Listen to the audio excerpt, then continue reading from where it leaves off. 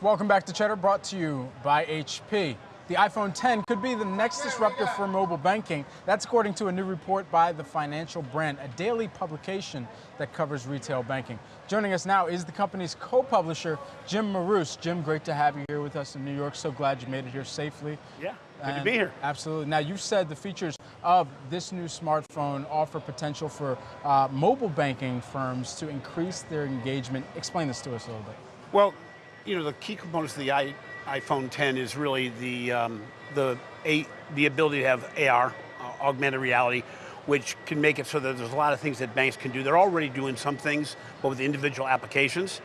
Again, the ability for the iPhone 10 also has the biometric security, which is still being tested. But when you consider the fact that most financial institutions have used the thumbprint or fingerprint identification up to now, this takes it to another level. And with the type of breach that happened last week or the week before, and all the ones back behind that, the ability to provide additional security is going to be an advantage for most financial institutions. And some institutions are using iris scans and things like this, but the facial scan is obviously pretty strong.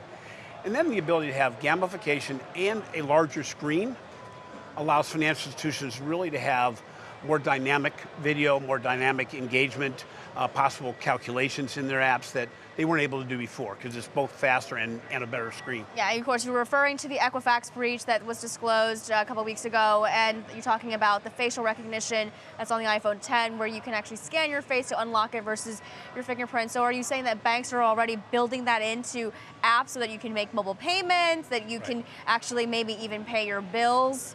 Right, and they're going to have some of it through Apple Pay, but in addition, financial institutions are going to jump on that, and really, some institutions already have some of these scanning within their programs, but obviously Apple. But they don't have to build it now. They don't have to build it now because it's built into the phones, and they just have to connect to the API. Exactly, and I think security is going to become a bigger and bigger issue with regard to how financial institutions engage their customers. Customers are getting more and more concerned about where they can be breached. Right. And so with those customers, if millennials are primarily benefiting from the inheritance and getting the baby boomer money at the end of the day too, and we've long documented how millennials' trust with banks has been deteriorating, where does the industry have some cause for concern, some fear, even in the face of this new technology being rolled out with a lot of the devices that we have in our hands 90% of the day?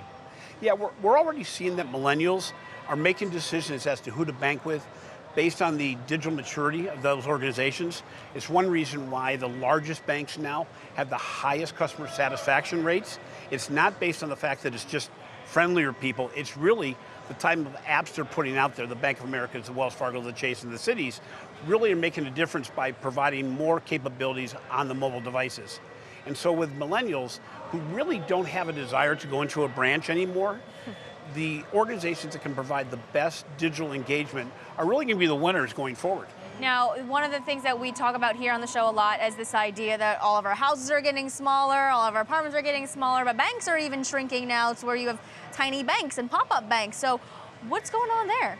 Well, it's interesting. I think the banking industry overall is over-branched. I mean, it's very, considering all the financial institutions worldwide, we have more branches per person than any other country.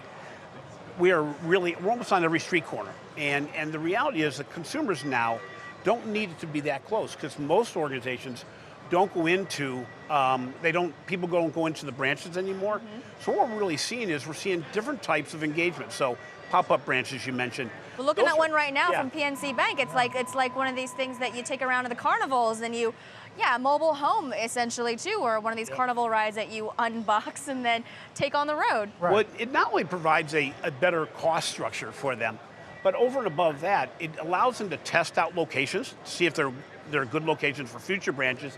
In addition, they can be going to places such as fairs, carnivals, heavy traffic areas and seasonal movement. Right. And so PNC, I know, uses it for both testing as well as location, desirable location tests. You'd see this literally in the carnival line of all the trucks. Like one of the trucks is going to be the banks. It's also helping out in Florida right now. A lot of organizations now are taking these types of branches down to Florida, because think about that, without electricity, the need for cash becomes pretty paramount because there's not a lot of vendors that are going to have Right. the merchants with the POS systems. Right. So we get back to a cash society a little bit there. There you go. Absolutely. Thank you so much for joining us. Always a pleasure to really talk mobile banking, the intersection of where millennials are getting involved, plus where some of the older money is really coming into play in this overall landscape as well. So thanks for joining us, Jim. Thanks for having me. We're gonna have on-demand bank soon. You know, I like know. you're gonna press a button like an Uber comes, but no, it's a bank. It's a bank a little instead. bank, a little bank ATM comes right Yeah. to your door.